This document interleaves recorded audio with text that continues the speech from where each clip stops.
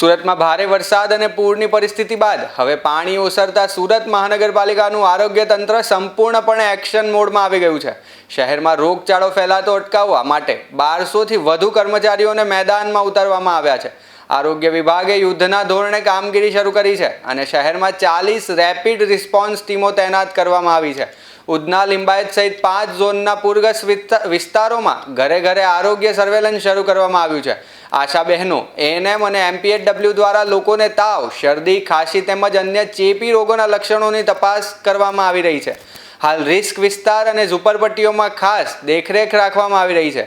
પૂરના ગંદા પાણીના સંપર્કમાં આવેલા 900થી વધુ લોકોને સારવાર આપવામાં આવી રહી છે। ઉપરાંત શહેરમાં 15 વિશેષ મેડિકલ કેમ્પનું આયોજન કરવામાં આવ્યું છે, જેમાં સિવિલ અને સ્મીમેર હોસ્પિટલના નિષ્ણાંતો તેમજ ચામડીના રોગોના તબીબો પણ સેવા આપી રહ્યા છે।